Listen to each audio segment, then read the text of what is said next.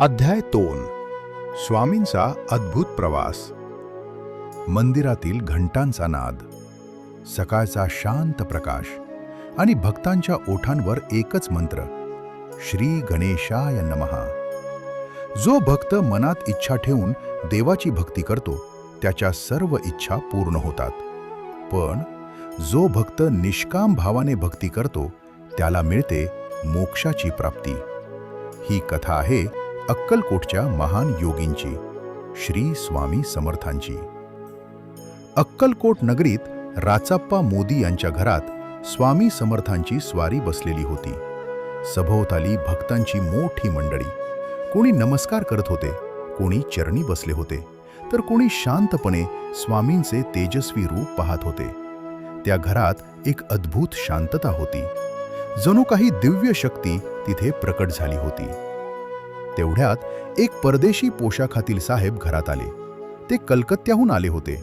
त्यांच्या मनात एकच इच्छा होती, स्वामी समर्थांचे दर्शन घेण्याची. राचाप्पा मोदींनी त्यांचे आदराने स्वागत केले. त्या साहेबांसोबत एक पारशी गृहस्थ देखील आले होते. दोघेही स्वामींच्या दर्शनासाठी आले होते. पण त्यांच्या येण्याआधीच स्वामी समर्थांनी भक्तांना काहीतरी सांगितले होते. स्वामी अचानक म्हणाले, बाहेर 3 खुर्च्या आणा.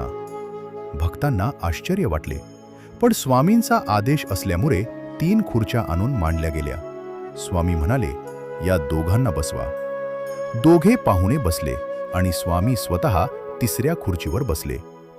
सगळे भक्त शांतपणे हे दृश्य पाहत होते. स्वामींचे तेज पाहून त्या साहेबाला खूप आश्चर्य वाटले.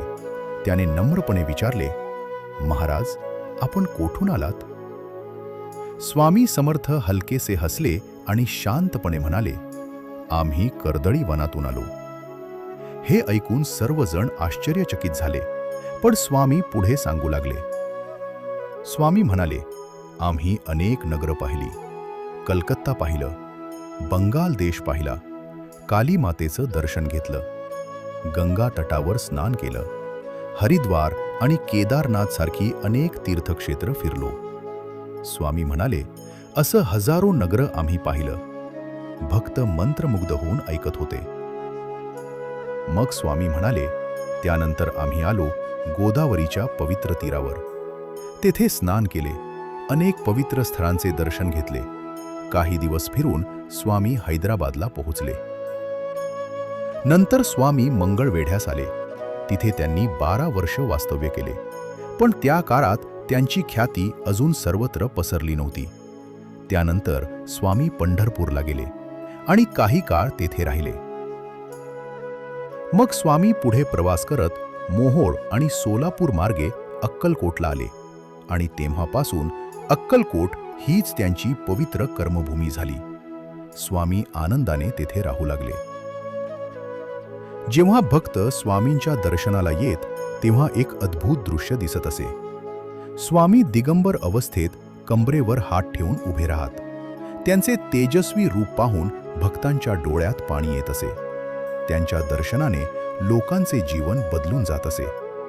पण स्वामी समर्थांच्या लीलांचा हा फक्त आरंभ होता. पुढील अध्यायात स्वामींची अशी एक लीला घडणार आहे ज्यामुळे संपूर्ण अक्कलकोट थक्क होईल.